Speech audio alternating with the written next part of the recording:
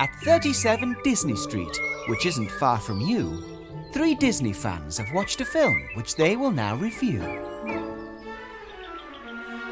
Hello friends and welcome to 37 Disney Street. This week we make way for classic number 56, 2016's Moana. I am Chris Fletcher of 37 Disney Street. You will board my boat, sail across the sea and restore the heart of Te Fiti. Whatever happened here, blame it on the pig. I'm Lucy Rain. The chicken lives! Hello friends, I'm Hugh Rain.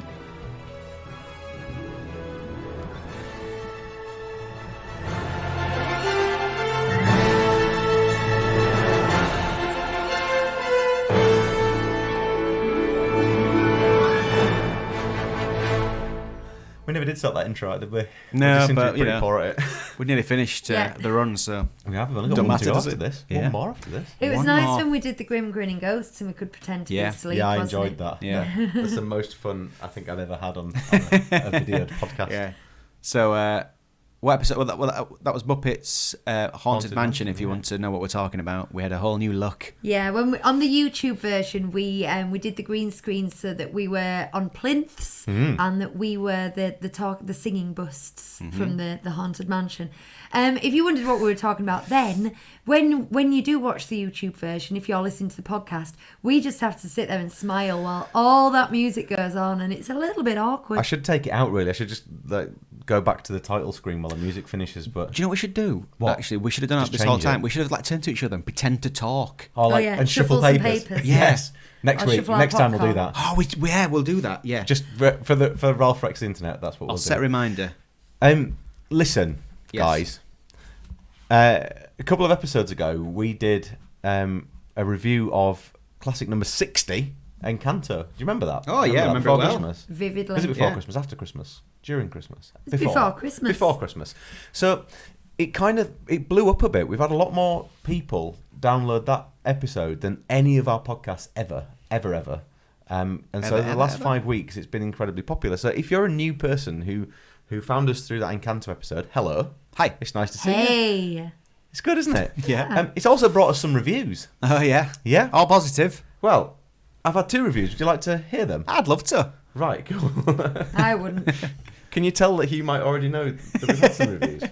Okay, so here's the first one. I'm just waiting for it to load because it's disappeared. Come on. No, it literally isn't loading up. Right, hang on 1 second.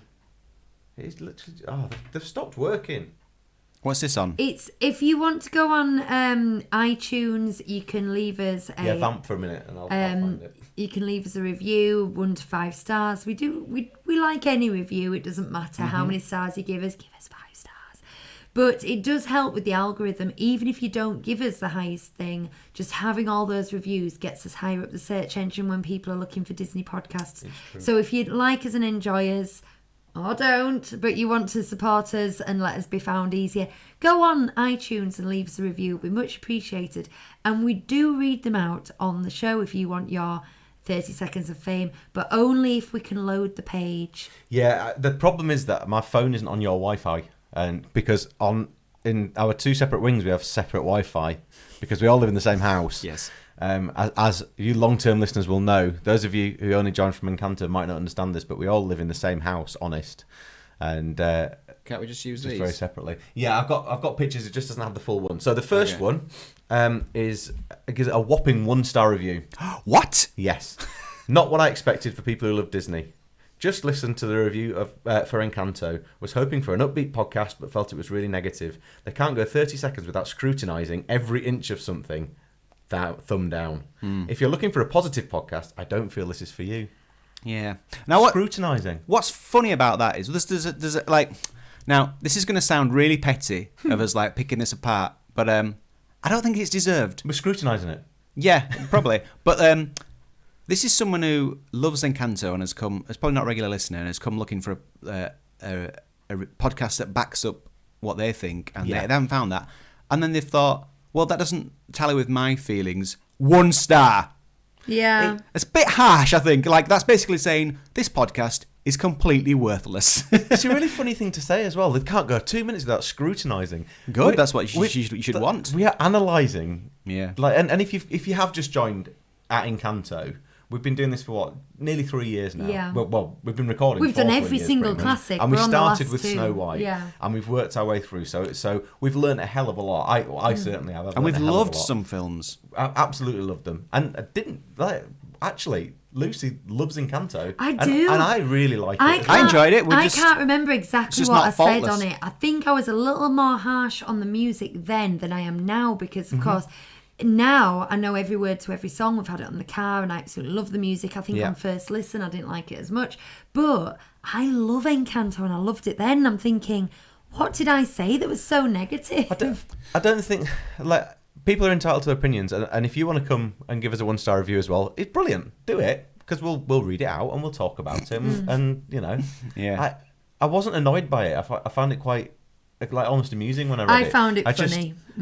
But the more I thought about it, the more I thought, but you're criticising us for doing exactly what we said that we wanted to do right from the start. So it just isn't for them. This show isn't for them. No, it's one of those things. What I think's amusing about it is they've said they don't like the fact that we're reviewing something and we've been negative, and their response to that is to leave a negative review. It's like, if you don't like it, don't do it. Do it, yeah.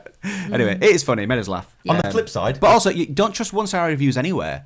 And equally, don't trust the 5-star reviews. For me, it's all about your 2s, your 3s, and your 4-star reviews. That's where the real meat is. And speaking of which, we've had a 5-star review as well. Yay! I dismiss it.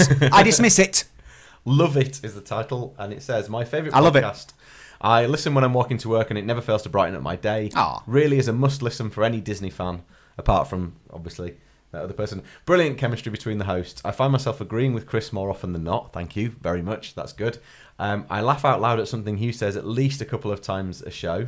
You're welcome. And Lucy brings the knowledge and enthusiasm while subtly attempting to stop the other two from messing about too much. Subtly. Keep doing Not what you're doing, so guys. subtly. Keep doing what you're doing, guys. Love the show, even if the scream at the start of Hugh's cry factor scares me every time. Yeah, sorry. It scares me too. Scares me too. Yeah. There you are. Anyway, I hope we didn't come across as petty there. But, I mean, give us a... 1-star reviews are fine, but not for that reason. I mean, I will Unfair. just say on a more general thing, I didn't even know if we're going to talk about this on here, and it was very much like, oh, look, they've said that. It didn't bother us particularly. But I think if you're judging a podcast, the content alone is not what matters. I think the production quality, the sound quality, the 1-star was a little off, wasn't it? But never mind. Yeah. It's just a really funny thing because it makes it What if feel it's like one of our they think... rivals? What could be? We'd have rivals. Do we have rivals?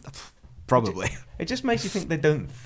do you love Disney, Lucy? Oh, love it. Do you love Disney, Hugh? Yep. Yeah, and I do as well. So, and are we positive about it?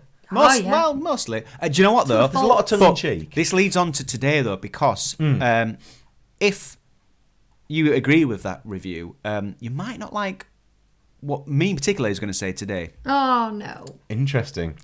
I'll put it out there. I don't think this is a great film, and I will tell you why. Oh, right. And I will respond to your telling. Should we jump into some history then and get going on this roller coaster? It's time to dig a little deeper to learn some Disney stuff. Dig a little deeper. No, we ain't dug this far enough. Dig down deep into the facts. We'll find out what we need. Lucy will school us, guaranteed. I don't think we were positive in this. Open up the windows, let in the light, children. Okay. So today we are talking about 2016's... It annoys you when I say that, doesn't it? 2016. 2016's Moana. Now, this was directed by the legendary, and I don't say that often enough, the legendary Clements and Musker of Little Mermaid fame and Princess and the Frog, and it was a Princess and the Pea. And it was written by Jared Bush, who wrote Zootopia, which I believe that we rated very highly. Yes, Did we were we? very positive about that Very one. positive. Great film. So we've got a really, really good team on board here. The initial screenplay, this is just an interesting by the by, was done by... Do you know who it's done by? No. Can you do a guess? They really tried to keep culturally loyal, I suppose would be the word. It was by Taika Waititi. Oh, okay. It was the original screenplay. Okay. But he went back to New Zealand when his daughter was born, and so he left the project to work on What We Do in the Shadows. And he's quoted as joking, the only thing that was left of the script when he saw it again was exterior day. Everything else had gone. Interesting. I think it's interesting that he was attached because, of course, this would be pre-Ragnarok and Guardians of the Galaxy kind of time. So, it's good to have him there. So, following the success of Princess and the Frog, Clement and Musker immediately started work on a Disney animated adaptation of Terry Pratchett's Mort. Now that intrigued me. I also can't see it because there have been adaptations. There have been BBC and ITV adaptations of Terry Pratchett novels. Sky did a lot of them, didn't they? Yeah, and they've been very not what you expect from a Disney animated film. Yeah, I don't think Disney's the right people to do that. And it turned out that they had problems getting the full rights in the end. They must have had some kind of rights at some point to be even starting working on it. But the project never reached its end, reasons to do with legal rights. And so at that point, they were asked to come up with 3 original concepts. And they wanted them to be original because they'd already kind of had a long-term date in mind, and they just thought trying to get the rights to anything would slow them down given the experience they'd just had. So at the time, Musker had been reading some Polynesian mythology, as you do, like reading Bog Book, Yeah. And he became very engaged by the legend of Maui that, as we learn in the film, is many-faceted and vast, is the legend of Maui. So he took this to Clement, and the two of them wrote a treatment and pitched it to John Lasseter, who greenlit a research trip. Now, this always makes me have a wry smile because these Disney directors and screenwriters, they're not daft. They're like, where do I want to go for 6 months on the company dollar? We've just had Luca that was on the Italian Riviera. I mean, that was a good pitch, wasn't it? And so on and so forth. So they were like, go and spend 6 months in, well, I don't know how long it was. Go and spend a good chunk of time in Hawaii. Why not? And Tonga. And the rest, Fiji. Nice. That sounds fun. So, but it wasn't wasted time because they spent a lot of time learning about the traditions of the Polynesian culture, and it did quite heavily impact the story. Initially, the treatment had been around a Maui epic similar to maybe Hercules, but once they got there and they spent a lot of time learning about the traditions of the islands and the tribes and the dynamics of these tribes, it prompted them to take the focus to the human population and away from the god population, as it were, because there are many god tradition, deity tradition. So that's how it came about that this was about a chieftain's daughter. They also found, and I found this fascinating, I'm probably going to go and research this more after this podcast, that the Polynesian people were voyagers long before there's any evidence of serious European exploration, but that the archaeology and history has found that they promptly and suddenly stopped voyaging across the seas 3,000 years ago. There's evidence that they knew of other islands, they knew how to get to other islands, they had names and language for these other islands, they communicated with them. There's cross-pollination, as it were, of cultures that proves... Cross-Polynesian.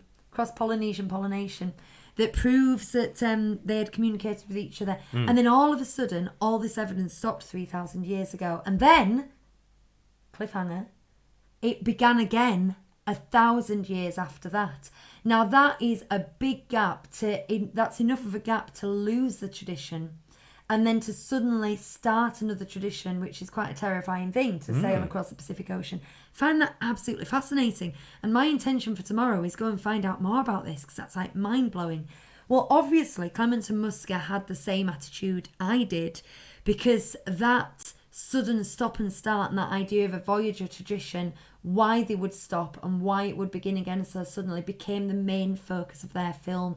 Now that alone has given me a newfound understanding and appreciation of the story as we see it in Moana. Yeah, that's interesting.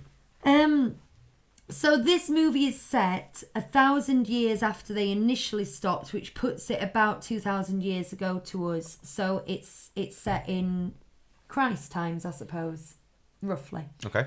But obviously in a completely different world and tradition that we have nothing to do with our own.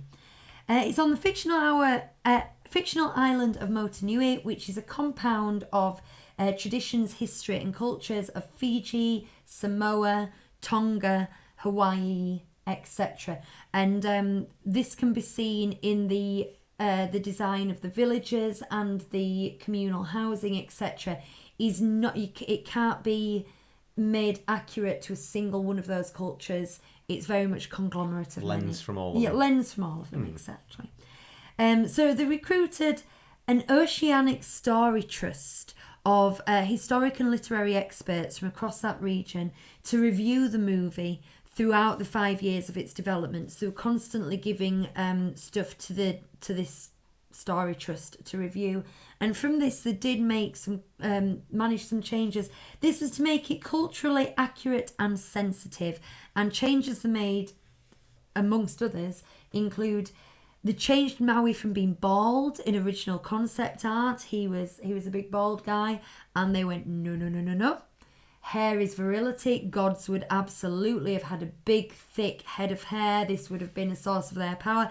And not only did they give him hair, they also made it a bit of a joke within the film about keeping his hair silky, etc.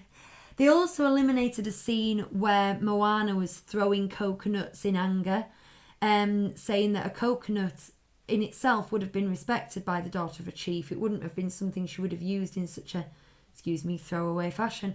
And so little things like that were changed. The story had many versions, including where Moana had several brothers, and there was a bit of a gender storyline. That was just eliminated for both time, and they didn't want to diminish from her. By approaching feminism, sometimes you can diminish feminism. I've talked about this when it comes to female superheroes, and so they just thought, no, give her her own film, give her her own status, and make her triumph a triumph in itself, not a triumph of her gender, and in its turn it will be more powerful. Big believer in that.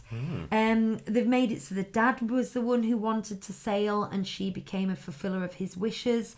And they flipped that on its head to make it, again, more of her achievement rather than his. And that's the point that they introduced the grandma character. And they also made it so the dad was lost at sea and she had to go rescue him. But again, all of this stripping back of other characters was to give agency to Moana herself. Aaron and John, where you've got...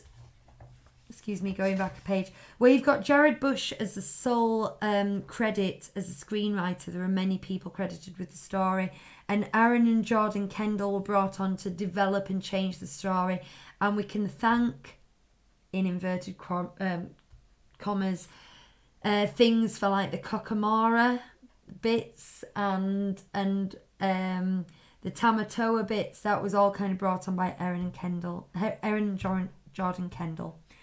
So, this was the first CG film made by Clement and Musker. They had been 2D directors before this.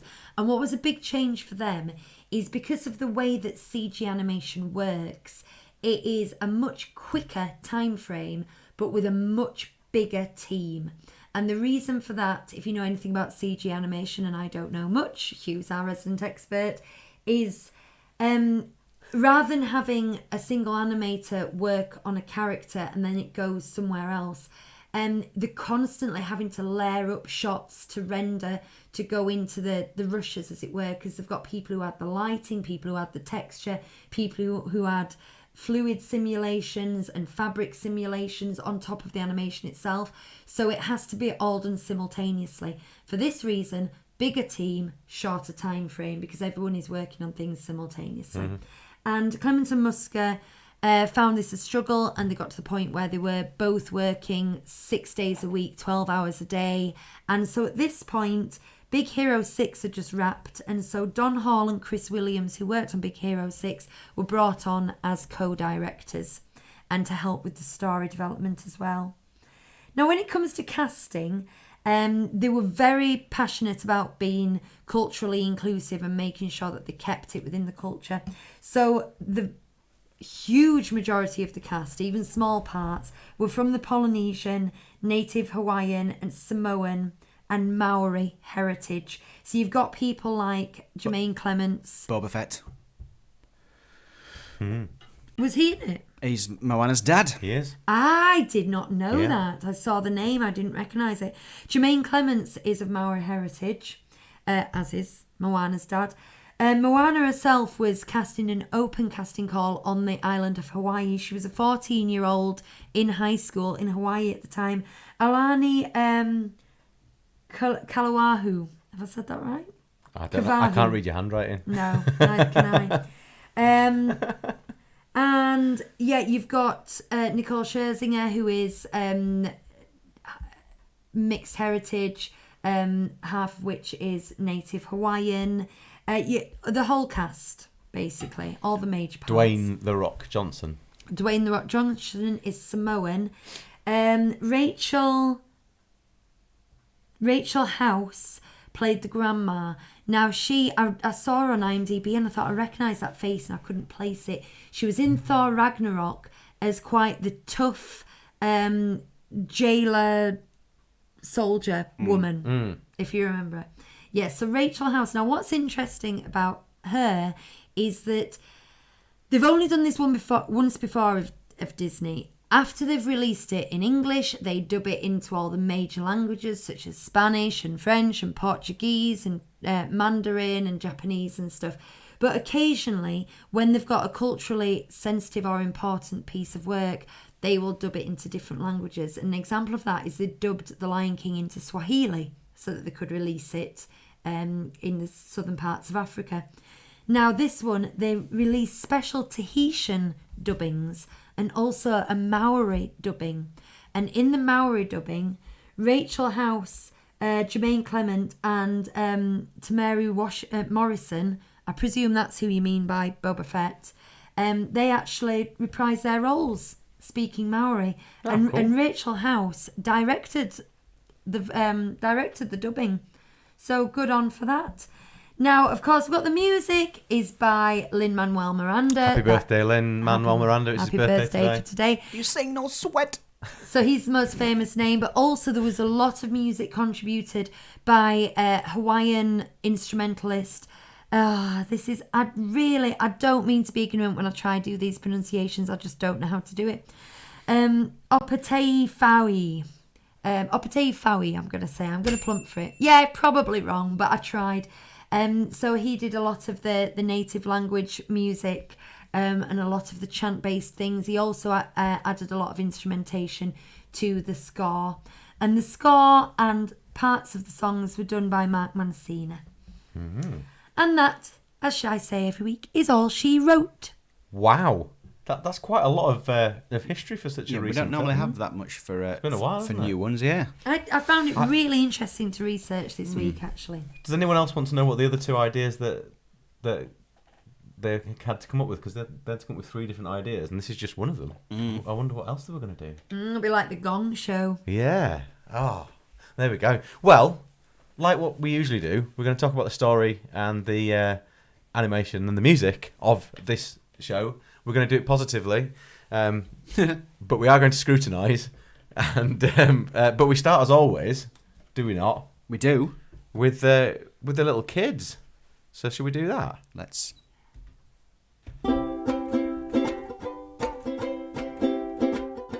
Today we watched Moana. Moana is about a girl who joins a demigod to restore the heart of a special island. There's this guy called Maui, and he took a heart out of this thing, and now they're like this massive fire monster, and Moana tries to get it to give the heart back to it. And she does. She goes on a journey on a boat across the sea, and she sees weird creatures like coconuts on the way. There was a giant crab who had loads of shiny things on his back, and he sang a song which went shiny. At the end, there was Star the Hat. Maui gets his hook back, and Moana goes back to her island. My favourite bit was I liked the pictures and You're Welcome. I have two favourite bits. My first one is where the boy at the start is doing the funny dancing. And my second favourite bit is when Maui goes to the toilet in the water and Moana has a hand in the water. My favourite character was I liked the chicken. Hey, hey. My favourite character is definitely Hey Hey because he's bonkers. He eats rocks and he keeps on banging into things and he just randomly walks into water without knowing he is doing it. My favourite song was You're Welcome. My favourite song is You're Welcome. Are you going to sing a bit? No. Oh, go on. What can you say except You're welcome? You're welcome. You're welcome. I would give it a 4 out of 5 again. A 4 out of 5. Ollie, do you want to say anything about Moana? Yes. Go on, what do you want to say about Moana? I give it 0 out of 0. What was your favourite bit? None of it.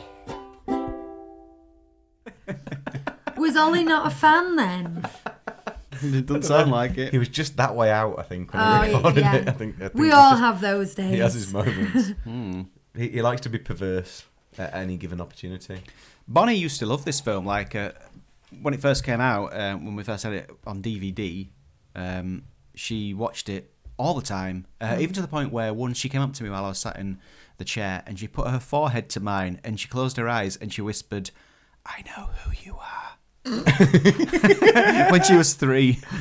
Lucas, so again, this is one of the You're Welcome's one of those songs that we listen to in the car quite a bit. And we went through a phase and then we stopped and recently started listening to it again. And he went, Daddy, I can do the whole rap bit. And I'm not singing the rest of the song because I've got to get ready for the rap bit. So today we got him to sing it on his own. And he doesn't know any of the words. Oh no! It's so funny. I thought you were going to say he videoed nailed it. No, I wanted him to do it. I wanted him to do it on the recording, and he wouldn't. The best I could get was that little bit of You're Welcome. But yeah, Laura's recorded it. So if I can find a copy of it, I might just tweet that out because it is horribly bad.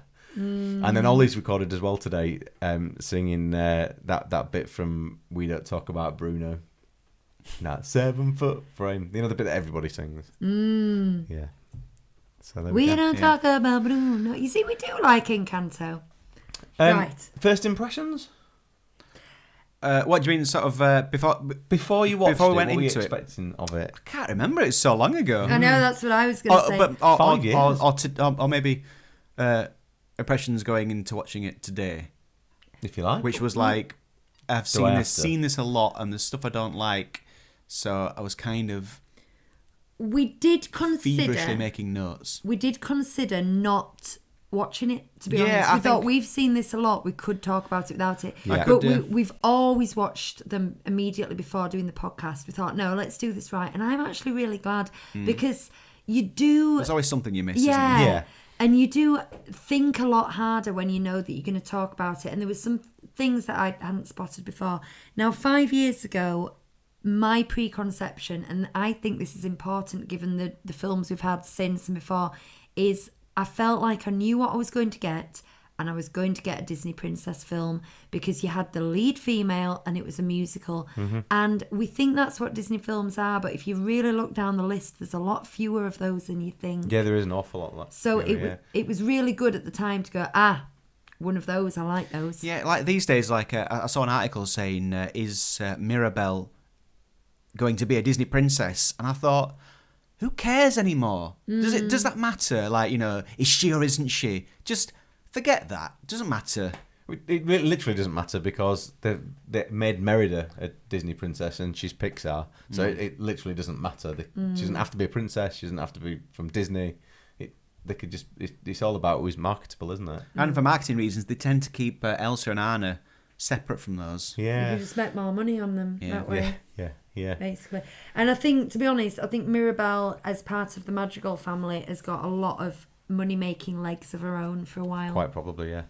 Anyway, that's a different... I think for me, when I watched this, I was going through a kind of catch up with a lot of the Disney films and the Pixar stuff at the same time, and I'd recently watched Brave not long before it, and my expectations weren't too high, to be honest. I'd enjoyed Frozen, and I knew it was another musical, which I think generally I prefer the musicals to the non-musical films. So in that sense, I was looking forward to it. Yeah, I didn't really have any expectations going in, I don't think. Not really. Should we jump onto the story then? Yeah. Yeah, let's do that then. So it's time to discuss how the story goes. I know it can't be worse than Oliver and Co. I've just realised that in that track that my the beat in it is me going boots and cats. Nice. Excellent. Yeah. Well, shall I lay out my problems with this then? Well, if they're story related, then absolutely. You don't want to be too negative, do you? I don't care. Okay. Well, here's the thing. This is watchable, and moment to moment, I do enjoy watching it. But my overall feeling is, I don't think this is very good. And you know, you can enjoy something, but no, it's not very good, and just it can leave a bit of a sour taste in your mouth, which is what happens with Frozen with me. And for me, it just feels disjointed, and it feels like what I think has happened, where they've just put scenes next to each other, set pieces next to each other. Like when I watch it, I go like this, right? She's on the island for what feels like way too long, even failing to leave it once. And I know she has to and all this, but then blah, blah, blah. You think, well, it's just another way this could have gone. And then she goes on this epic voyage to find Maui. And she finds him 2 minutes later. She does. No, I don't. I know you disagree, but this is my feeling as I watch it. The coconut pirates, the Kakamora, they're very clear to me a marketing ploy where someone's thought, oh, these would be collectible if we did something like this. Because when I watched it, I thought, oh, these will come back later at a crucial moment. Never see them again. So completely lift them out. Doesn't matter. The Tamatoa scene, we know was added in at last minute. That whole number was created last minute, and so it's like the whole scene's just been pushed into this. So I like the individual scenes. I like the Tamatoa scene and the Kakamora scenes, but they don't mean anything to each other. And well, that's it. That it's stuff like that. I just feel like they don't have the best. If they do have the best people on it, I don't think they're doing the best job. Do you know what? Now you've put that like that, I completely agree with what you're saying. I do enjoy this film, but there's something really strange about how it's laid up. And actually, it takes me back to something we talked about ages ago, which is the old Saturday morning Disney shows. Like, you could imagine this being a collection of Maui. Yeah. Do you know what I mean? So this episode's going to be here, and this episode's going to be here, and they're all a little bit out there and not kind of. It all just feels really disjointed. Now, I know, Lucy, from the history stuff that you've looked at, from the things that I've looked at as well, about all these different stories to do with Maui and all these different things, that they're all from somewhere. They've not just been made up and thrown in. But it doesn't. It's at times it moves at stupid fast pace from one scene to the next, and then you have 25 minutes of them on a boat in the ocean with nothing happening, and the whole pacing way off for me, just way off. I think of this film as island, finds Maui, loads of water, Tamatoa, and then it finishes. I just kind of want to go back to how you started it, Hugh. You said, I like this film, but... Now, the thing is, and I was like, oh, the 1-star review made me laugh, but I kind of want to address it now, is that I really like this. I really like this film. And if someone said, you're only allowed one Disney classic out of the 60 and this is the one you're going to get, I wouldn't be upset with that. It's not The Wild, is it? I think it's great. Now, the thing is that we have reviewed every single Disney classic, and you get very used to sort of looking at the way that character arcs go and looking at way the 3-act rhythms work and things like that. And you get to say, do you know what? This doesn't actually work. Now, I think there are fantastic elements of this. I think the final act, as it were, between Moana and Te Fiti, when she says to the ocean, let her come to me, and you have that whole finale, fabulous. I think the opening with the toddler Moana, I mean, we're going to talk about art and music, and it all comes together as one, doesn't it? But we're still talking about the story. The toddler Moana, the relationship with the ocean, the relationship with the grandma, the montage of her growing up. I think it's all fantastic. There are definitely, and this doesn't take away my love of this film, there are rhythm issues. There, like you say, there's just sectional pacing issues. Now, it's almost inevitable when you think to yourself, now, how would we fix it? Because the ocean is the ocean on a very small boat, and an island is an island. Those two things explain it's going to feel a bit disconnected, because you are disconnected when you're on a boat. It's going to feel like you're in one location too long when you're on an island, because you are in one location. And I thought, I knew exactly what Hugh was going to say, because I've heard his opinion of this film before, and I thought, I just don't really know how you would entirely fix that. There are certain points, there are speed issues, where you spend your time, how long you spend on certain scenes that could be adapted. I totally agree with they should have brought the Kokomora back, because I've always been a bit poo-poo-ish of that section. It feels very much like we need an action sequence. It literally does. People are going to get bored. We need something that happens between this and that. They can't just leave that island and arrive at Tamatoa. They can't do it. We need something. But if it had been brought back, it would have become more meaningful. So I agree with you on that. But other than just kind of tweaking the length of certain things, it's very hard to know how it could have been better. There's lots of little things that are just... there's lots of things that I will say that I liked, but, you know, since you're pushing me, it's it's things like, after like hundreds of years of being this like horrible dark monster, Maui literally says, what I did was wrong. I have no excuse. I'm sorry.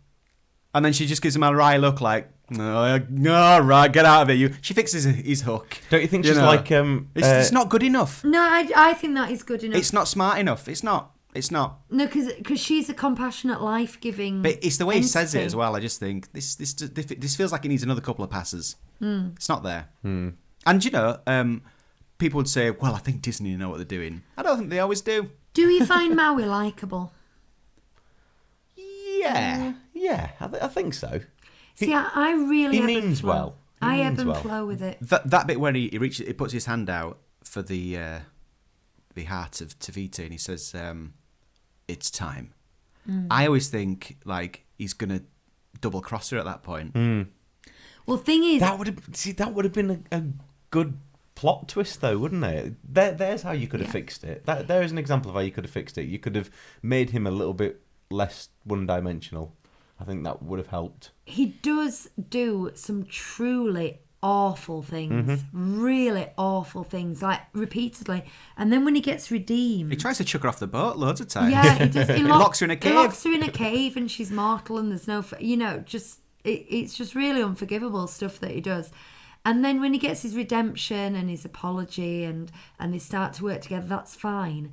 But then after that, he abandons her again. It's like if it had been a character, I mean, and then he becomes a good guy at the end again, but if it had been a character arc of bad guy, learns to appreciate this, becomes good guy, that would have been one thing. But he does kind of lose me when he goes back to his douchery, because even then, when he becomes nice at the end, you think, but how long are we going to trust you? Yeah. That's a bit of a problem with it. I mean, he's enjoyable to watch. He's a rogue. And we love rogues in the cinema. I don't think he's likeable.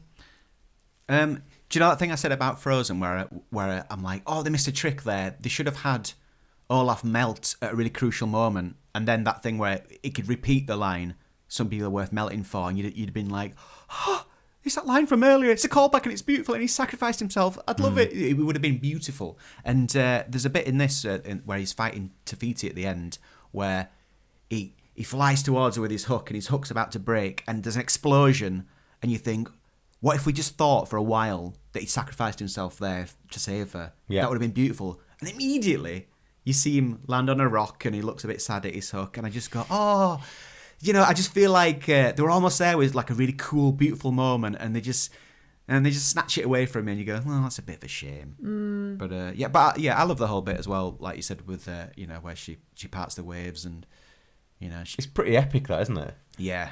Don't you think though, when she returns to a former flowery self, she really reminds me of Alanis Morissette's God in Dogma. Right, yeah. Good. Although she looks like a Muppet, Now, but that's She probably does look animation. like a Muppet, yeah. let's talk about the... Do you know she's based on a real island? Is that The right? Sleeping Island is a kind. Oh, I did not there's know one that. looks a bit like that, yeah. I did know cool. that. That's cool. I've seen that. Let's talk about the elephant in the room, or rather the pig and the chicken in the room. Oh, what's the elephant called off Zootopia? I was going to say, what's her name? Oh, yeah. I can't remember her name, but it's, Happy birthday, Glennis, or it's like, something like that, yeah, isn't it? happy birthday. Yeah. That's the elephant in the room.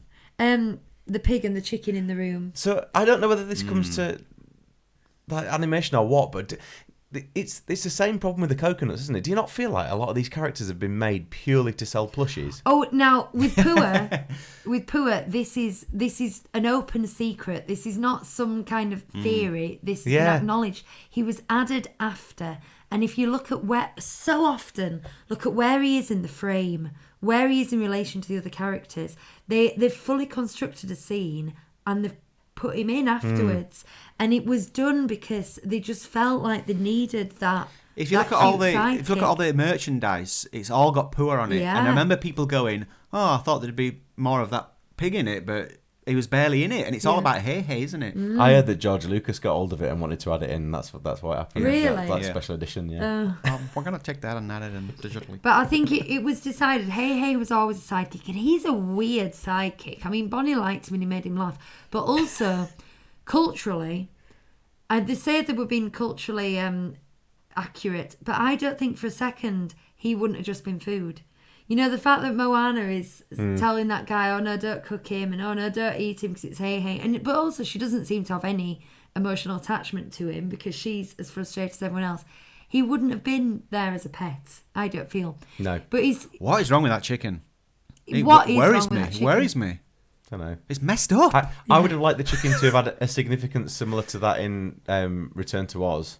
That the chicken's just there and doing whatever, but actually it is integral to the plot. Yeah. Yeah. Because actually there was no point in it. No, at all. at some point he helps, even if it's inadvertently or accidentally.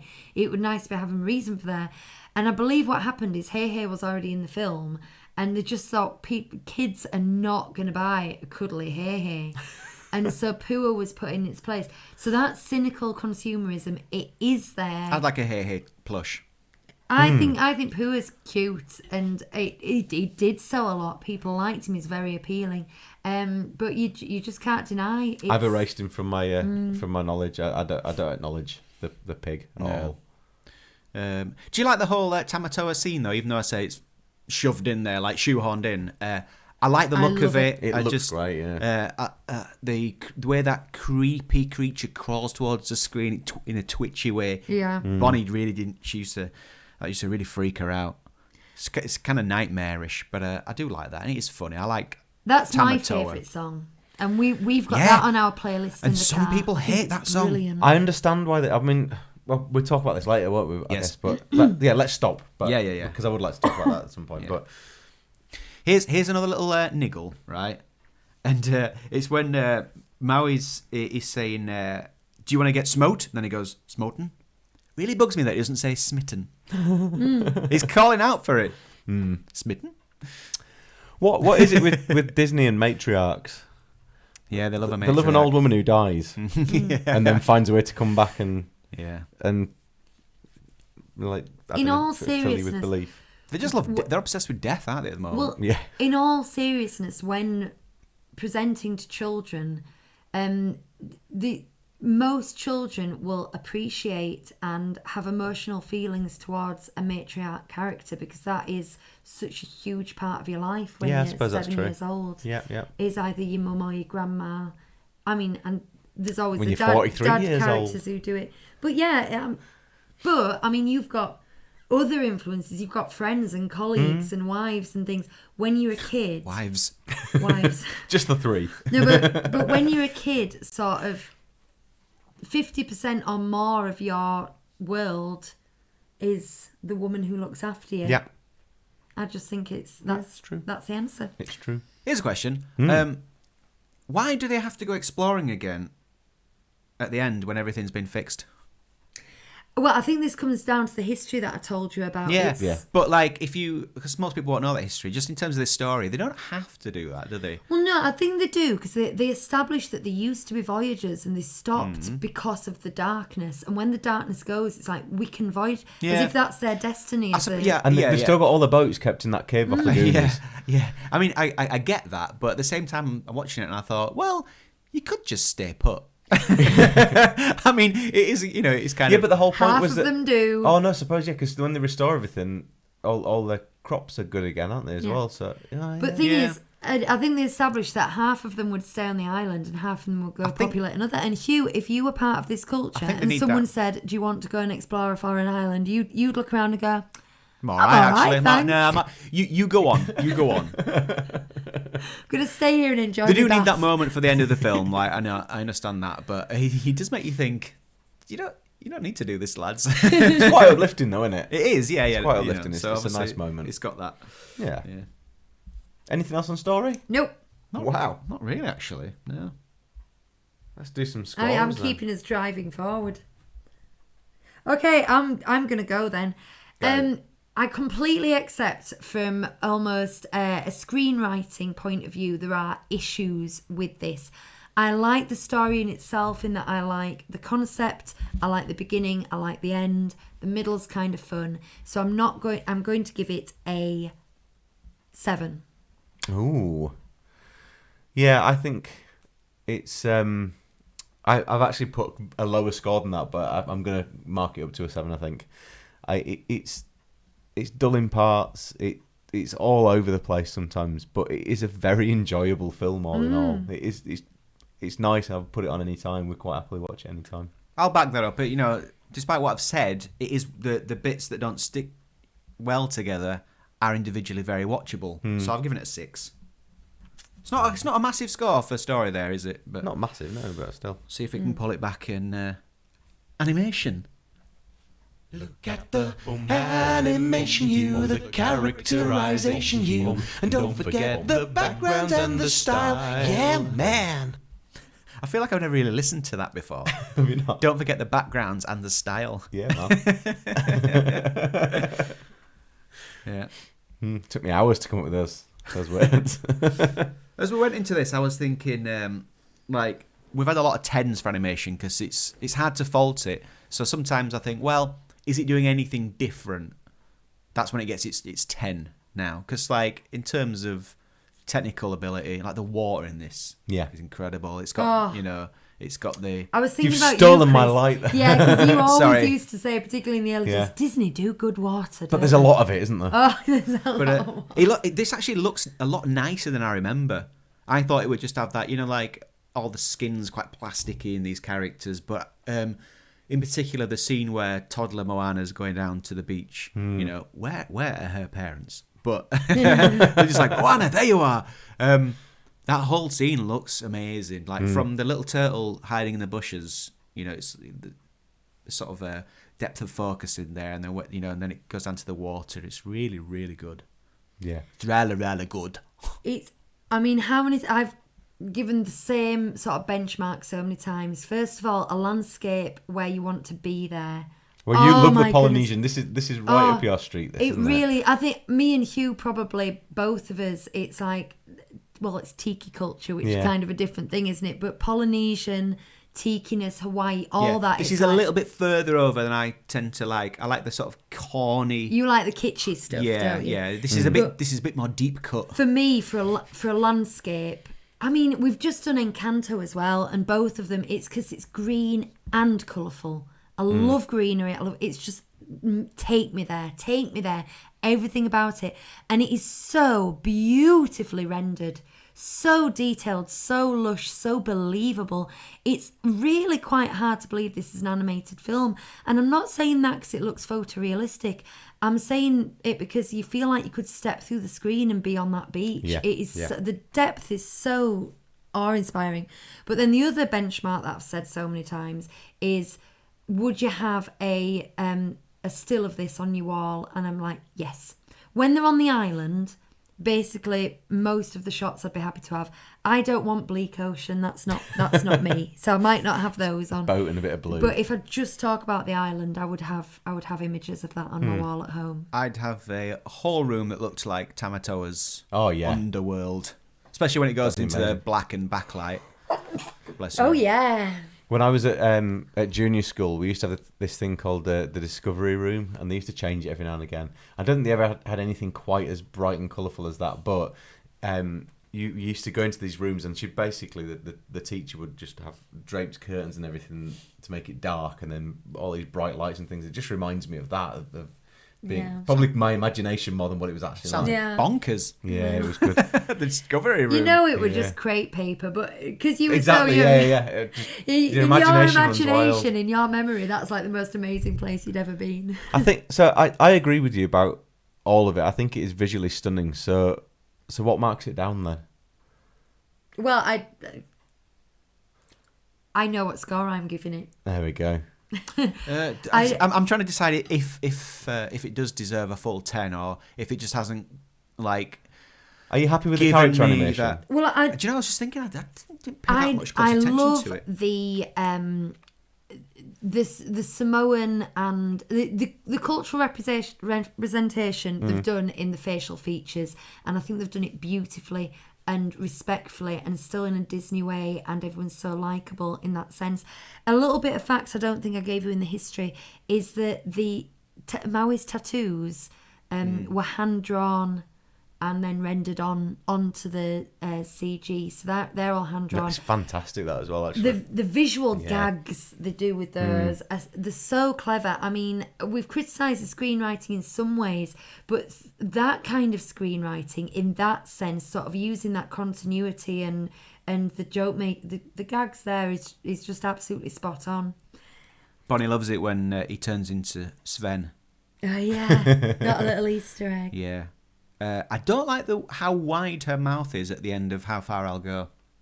I think they've gone too far. Do you know what I mean? Yeah. I've never seen her mouth that open before in a Disney film. It did make me wonder the Sven bit, by the way. Since Frozen, has every single film had a Frozen reference in it? Because they just seem to want to do it all the time. They love to say "Let it go" at some point. Yeah. There's a little musical sting in Encanto that I found out on Chat Disney. Yep. That's their brand at this point in history, though, isn't it? I believe that's ebbing a little now. Not that Frozen isn't still massively popular, but for a good sort of 8 years there, that was Disney's benchmark. That was the top of the tree, wasn't it? It's just cheap, though, isn't it? It is. Do you not think? I mean, Easter eggs and stuff is a nice thing, but blatantly shouting "Let it go" every 2 minutes, or It's kind of feeling that way in the MCU. How we're this far past Endgame, and everything's still about the blip and Thanos, and it's like, can we get past this, please? There's a really good bit of character animation when he dresses her up to be shiny and sends her in to meet Tamatoa. I know which bit you're going to say. She's banging the drum, and she kind of looks at him in this really teenage, sarcastic, like, yeah, way. I'm still banging it. Still doing it. And it's very, if you look at what the animator has actually done to create that, the wobble of the head is so small, the widening of the eyes is so small, and the impact is so those are the things that I love. It's a look as if to go, happy. Yeah. It's absolutely Well spot observed. on. Really Although, good. in that same scene, during Shiny, there's a bit where we're finding out a bit about him being abandoned by his parents. And to really hammer that home, they have Moana like peering out of that makeshift cage and like squinting her eyes at it as if to go, oh, I see what's happening there. Bit to on the nose was that. Yeah, they But need to make these. Tamatoa's animation is great to say, because he's so different and he's got the two eyes, and the way his head moves when he's dancing and his big massive claws. Do you know what I noticed today that I've never noticed before? When Maui's hook doesn't work and he's about to sing his second verse, he's got the two eyes, and the two eyes look at each other as if they're different characters, and they go, and they both sort of raise their eyebrows in different ways and go, eyebrows, eyelids. You know what I mean? I know what you mean. There's a little tilt to it. And he goes, look, Tell my toy, little Maui's having trouble with his look. But there's that moment where he almost like confers with himself. And it's so subtle. There's some really, really good moments. I know it's back to story again, but don't you wish there was more of him? Oh, yeah, yeah. Like, it just feels wasted. I don't know. That's the whole feeling with this film. It's like, there should be more of that and that together, and they should interlink in some way. I know what you'd say about the Kookaburra. Oh, the Kookaburra, by the way. You look at the individual design of the Kookaburra. Fantastic. No, you're right. There's so many different things that you could buy and designs for. Could you imagine a Lego set of all those on a ship? Oh, yeah. That would be cool, and I would buy that, actually. Does that even exist? Take my money. In fact, just collecting Kookaburra, I'm surprised. You know, that's probably their intention. As blind bags and things like Pins. that. Yeah. Pins. The Kookaburra are awesome. But I can see your point with the Kookaburra because they're small and they're out there in the world and they've got boats that can move around. But the whole point of him is that he's down there and he's trapped in the realm of monsters, and then they leave the realm of monsters. Do you know yes, he's it just a good happens character. too quick, though, doesn't it? I Do you know know, what it's but like? if he'd popped up again, I would have been like... This film's like a computer game with increasingly difficult mid-level and end-level bosses. Yes, it is. And like, that's exactly right. And a really disappointing final boss. yeah. And then you defeat one, Who just and gives up. you just forget about it, you move on, and then you're always working towards defeating. Did you know that she was the same person when you first watched it? No. Because I've heard people go, well, it's obvious that was just her as a fire monster. I had no idea. No, I didn't get it at all. I can't remember what I thought 5 years ago, to be honest. That's brilliant as well. The animation of both those characters is just fantastic. You want to hug that Muppet. I'm calling it a Muppet. Yeah. She looks very fuzzy. Yeah. Oh, yeah. Very faulty. Yeah. Very lovely. It's made me want to go to Alani even more. I'll tell you that for nothing. Mm-hmm. Shall we? Shall we? Yeah, go on then. Do you know what? I've been thinking, is it a 9? Is it 10? I think it's a 10. I think there's enough there. There's enough that's different. I'm going to give it a 10. I think it's pretty proficient. I think you're wrong because of something we talked about in the story. Rude. I know. I think it's a 9, and the reason it's a 9 is because of that flipping pig. Because that is animation, and they chose to do that and put it in there, and they just shouldn't have done. So the pig makes it a 9. Apart from that, it is stunning, beginning to end. I'm giving it 10, and I don't even need to quantify it. Well, music then. So do do so me do do me so do do so me do. We are going to talk about the music hits, rate the songs and score the incidental bits. There's no denying, these are some memorable ass songs. Yes. They really stood the test of time. Like we're singing these all the time around the house. Yeah. All the time. Every one of them. And I don't feel we have a 7-year-old who was 2 when this came. Is that right? Yeah, she was 2 when she came. 2, yeah. 2 when this came out, and so we have Disney music on a lot, because Eminem isn't always appropriate in the car, and it hasn't got old. Honestly, even to us as adults, it's like, yep. Put Moana on, we're happy with that, and you can just listen to it over and over again. There's humour in the lyrics. We are talking about Lin-Manuel Miranda's songs here, but I just want to give a heads up to the Tahitian elements and to the score elements, particularly within the song. The music that goes underneath Moana's Shouts to final. Tahiti. Yeah. The music that goes under Moana's final song, when she's going across the horizon to find you, that I feel is a collaboration between all 3 musicians there, because you've got a Lin-Manuel Miranda song on the top, you've got the score underneath, but there's Tahitian chanting, which I presume has come from, and I don't want to pronounce his name again, so you've got a real collaboration of 3 absolute powerhouses there. One of the things we didn't talk about in the story was how this film starts, and what Lin-Manuel Miranda seems to get right in these Disney films, for me, is that it feels like a musical, and not. It feels like the opening of a musical. That's what it feels like. Same with Encanto as well.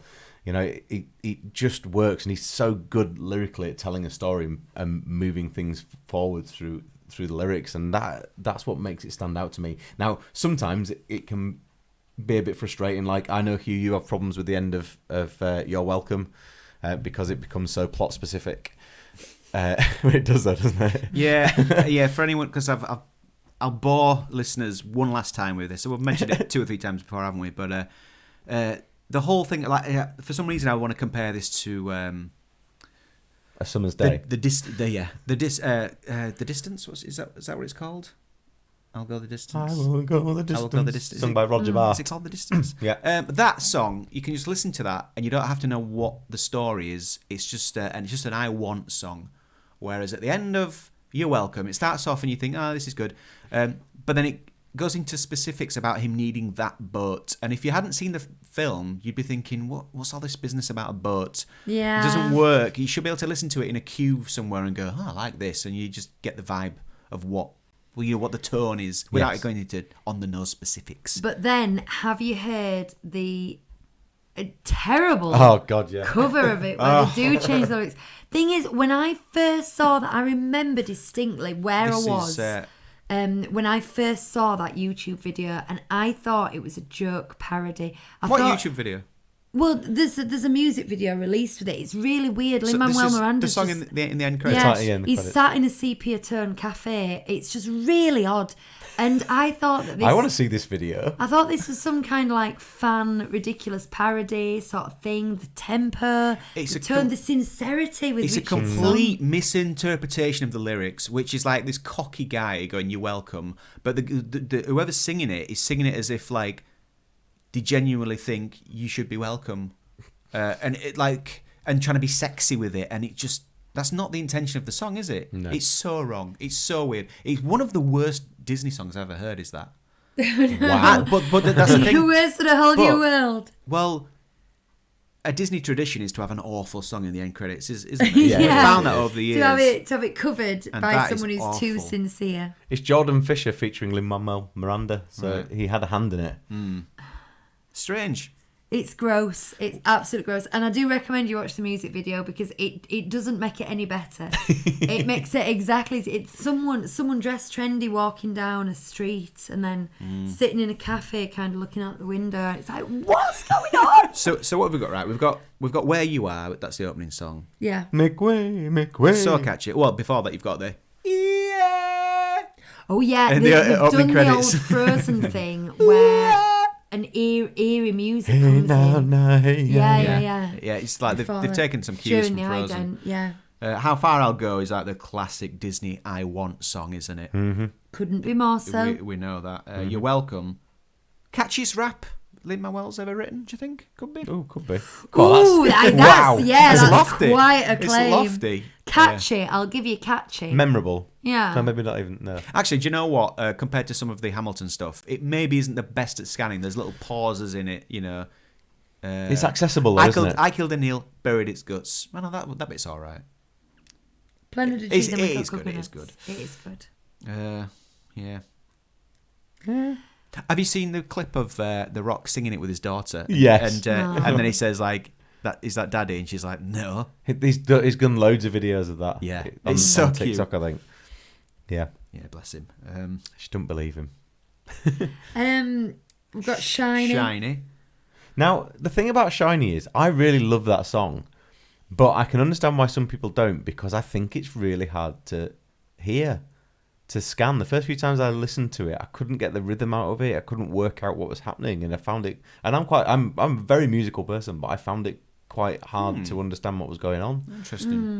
But once I got it and it twigged it, I really like the song. It's like learning Sondheim. Yeah, a little bit. Like, I think it's now the that I mix, get it, not, I like it. It's not very. It's not got a heavy beat in it, has it? Oh, I know what you mean. You see, thing is, again, we're going back to our day jobs, but Here we go with their mid-tempo. no, it's not that. Something you got dance to. Obviously, I teach tap a lot, and of course, you need to get the rhythm. And we've got a couple of pieces of music that are like rumba rhythm, and instead of having a drum, they've got like the snare brush. What's the word? And the minute I get the rhythm, and then the minute I start to dance to it, I immediately lose the rhythm again because my feet are louder than the rhythm is. And I know what you're saying now. There is And because vocally it's Yeah. it's got a lazy flow to it, hasn't it? The way he sings it. I found it quite difficult at first to kind of pick it up. Obviously, when you get into the chorus, it's very Yes. straightforward. But I can the see now verses what you're are a bit saying. kind of. I'm no Bowie aficionado. I can pronounce his name correctly though, unlike Ricky Gervais, who says Bowie, and he should know better because he calls himself a fan and he's met Ricky him. Gervais. But, yeah, it's Bowie. But I do like Jermaine Clements. But I'm not. I don't get the Bowie reference as much. You know, I don't. He doesn't feel like a Bowie. So he's supposed to be a Bowie parody, but it doesn't feel like that to me. I think it's more how it's Okay. sung than the song itself. No, if you think of it as being like a song from Labyrinth, if David Bowie was singing, Okay. I can maybe understand that, maybe. I think this is quite a claim. It's lyrically as smart as Under the Sea. Yeah. I was listening to it today and I thought, this is clever. This is really good. It is very clever. Lyrically that song. very Yeah, good. It is. Probably one of his cleverest, I think.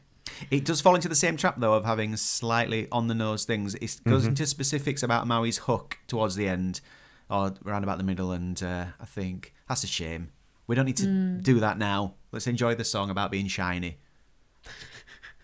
You know, like, because you can put on and say, oh, this song's about me, but then you go, oh, apart from this bit that's about some guy's hook. That's what I'm talking about. Can I just again give a word up to the score?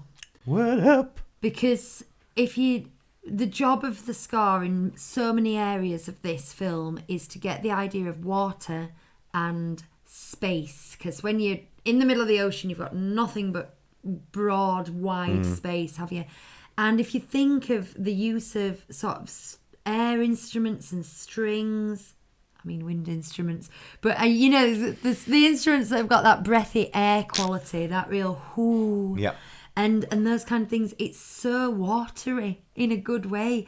And I just, being non-musical as I am, other than rhythmic, I suppose, I just think it's absolutely magic when composers can do that so eloquently in terms of the tools that they've got. I just think it's fabulous. Yeah, I agree. Yep, music. There it is. Yeah, Let's score it then. score it. Did I go first for story? I did. Hugh, I matter. think it's... Oh, no, Chris, it's you to go first. I don't mind. I can go first if you like. I'm going to give it a 9. It's just about there, but it's just not quite. There's just bits of it that maybe aren't for me. Maybe that's all it is. Oh, I'm giving it a 10 because it's there. I'm going to give it a 9 for the same reason I always do, where it's just... If they could stand alone without getting the story and some of the songs, it would be perfect. But just for that little niggle, it's a 9. Well, there we go. So hard to please, boys.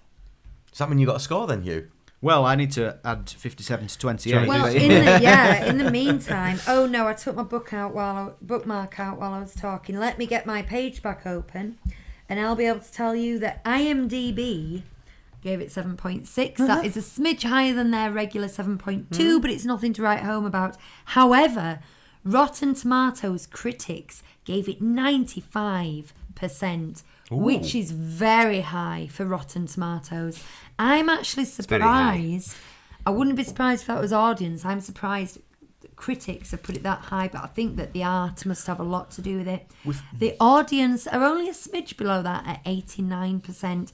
Now, it was a box office success with a budget of somewhere estimated between 150 million and 175 million, but it brought in 645 million worldwide.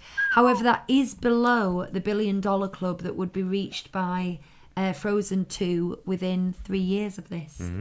So...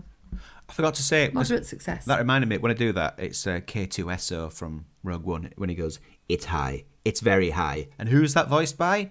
Alan Tudyk. And He was here. And who is he? Is our new Frank Welker. Who is he in this? Hey, hey. He's Hey. I tell you what, he's a very not, though. versatile actor. Very. He's not Maori or Tahitian. But he is, I suppose he played a chicken. I don't suppose he needs to be. Well, as we all know, chickens are Caucasian males.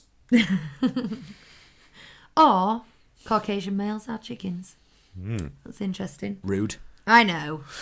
Yeah, well, I've got a score. Did you finish doing your scoring? Yeah.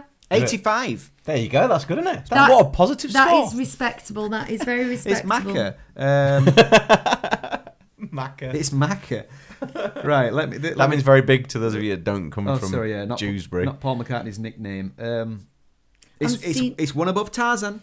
Oh. You seen what? You seen an 85 anywhere? I'm not seeing many in there. Oh, was Soul 83?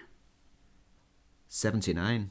What's that 83 next Rise to of it? Skywalker. Oh, Rise of Skywalker was 83. Guys, you hate Rise of Skywalker. Yeah, I would. If we went back to that, Yeah, I it think would, I'd it score would it suffer differently. very badly. Yeah. No! Had we all got cinema effect on that I'm one? not sure. It'll be interesting, though, because we've talked about what we're going to do next, haven't we? And the Star Wars thing might come back. Yes, yeah. I don't see another 85 score on this entire list. Can that be true? Many Adventures of Winnie the Pooh is 84. Yeah. It seems about right, doesn't it? Yeah. Well, I mean, I scored it higher than you two did by a little bit. Jungle Book got 89. I suppose when you're looking at absolute solid classics like Jungle Book and it's only a couple of points below that, that seems okay. What's Once Upon a Snowman? Oh, it's... Yeah, no, there's no other 85s. Snow White and the Seven Dwarfs is the next one above it, isn't it? 87. Did you say dwarfs then? I did. Oh, my word. I've never done that. Dwarfs. I not only did I say it, I read it from here, and it's written correctly. No. I like the fact that people were going, what's wrong with saying dwarves? And you'd be surprised. Look it up. It's not dwarves. It's Snow White Tarzan and was Seven 84, Dwarfs. so it's one above Tarzan. I'd say that's right. Now, Tarzan, I think, is a sleeper hit. I think it's Oh, we enjoyed that, fantastic. didn't we? Yeah, fantastic film. And I do think Moana is slightly stronger than that. So, yeah, all good, all fair.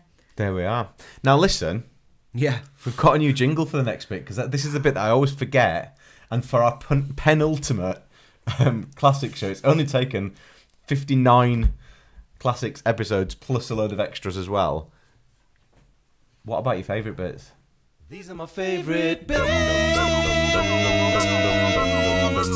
are my favorite. These are my favorite bits. What's yours? What's yours? These are my favorite I'm just going to stand up, guys, because I've got terrible cramp. So you can look at my tummy for a second. I was really quite chuffed Well, with unless you're listening, then you wouldn't know any difference. That was a good jingle, Chris. Thank you. Congratulations. And there's a video of you making that on our YouTube channel. channel. Yes, there is. Yeah, which you did for Vlogmas. I did. Now, there's a bit where, which Bonnie mentioned, where Maui pees on Moana. It's not that bit for me, but I like the kid, again, Bonnie likes this, who makes the kissy lips at Moana. I think that's a tribal thing, is that face. And Right. I think, like it's an actual cultural thing. I think, unless I'm just being stupid. But this is my favourite bit, is when Grandma says, she says, you're not going to tell my father, are you? And she says, I'm his mother. I don't have to tell him anything. I love that. I like the predictably. I like the dancing. I like the hula dancing and the traditional Polynesian dancing. Excuse me, I'm having struggling with my chair. Particularly when she's doing it with the grandma. I think it's a lovely bonding moment. It's very calming. It's beautiful with the Lin-Manuel Miranda music in the background. I also like the guy who said, what's wrong with that chicken? You know, the old dude who sat down. There's just something about his face that's really likeable. And he's just no nonsense attitude to life. He's What a guy. He's no intelligence. Let's cook him. I like the playfulness of the water, particularly with baby Moana at the beginning. It's lovely as that. And I think the bit that I like the best is probably just that epic ending when the water parts, and that whole bit is just, it's brilliant. It's just massive. It's just it's too big to comprehend, and I just love it. Love it. Yeah. Well, I said, then because I thought, there's something I've mentioned, but I'm about to mention that in our next section. Well, let's just give a quick warning to the reviewer, Alex Cartwright. Brace yourself. Brace yourself, because there's a big scream coming. It's absolutely beautiful. He really loves it. I don't know why they just can't be together.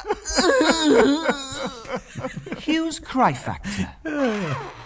Laughing at me on work there. Right, look, when Grandma dies, it starts to kick up a bit then. But, you know, she's it's not unexpected and it's not that tragic, is it? Like it's in some of these films. So you can hold it together. But then, a spirit as the manta ray when it flies past. That's beautiful, man. You just quietly fall to pieces in your chair as you're watching it. And then I found myself getting more emotional than usual when Maui gives his more genuine "you're welcome" at the end. When she thanks him and he says, "You're welcome." And he means it. And she means it too. And then there's something about... this is when I said, earlier, is the thing you said about the water, is for some reason there's something about the nobleness of that water when... what's she called? Tafiti fires that fireball at her and the water jumps up. Sorry, what's she called? That fire monster? Oh, Taka.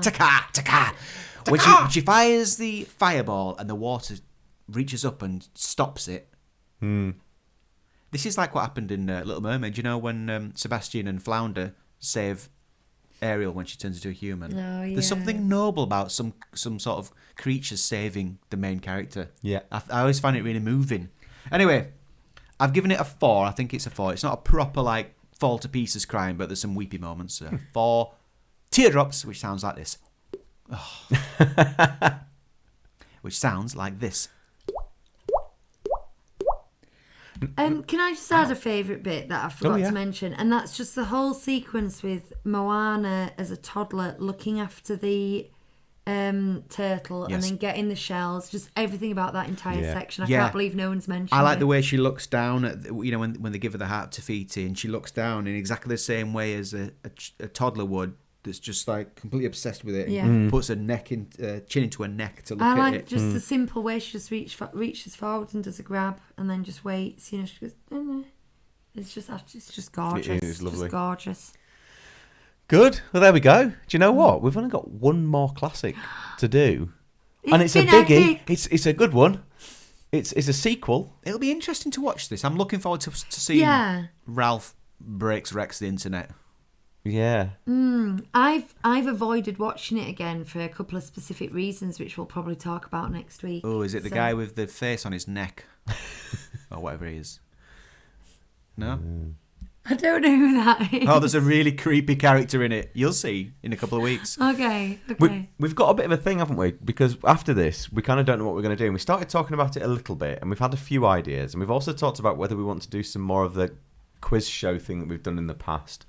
So after the next show, we don't know what's going to happen, do we? Well, we do have some ideas. We have about, started it. We're gonna rank some genres, not genres. 2 weeks until Turning Red comes out, don't we? Yeah. Well, not 2 weeks, 2 episodes, so 4 weeks. So we've got 2 filler episodes, and then we'll do Turning Red. But then we really are a bit out at sea, excuse the pun there.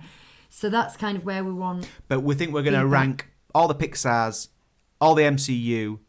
Not like individually, we're just going to rank them as like one program. Like we're going to take each. A bit like when we did the villain, the what was it called? The live action films episode that we did. Yeah, and Star Wars probably.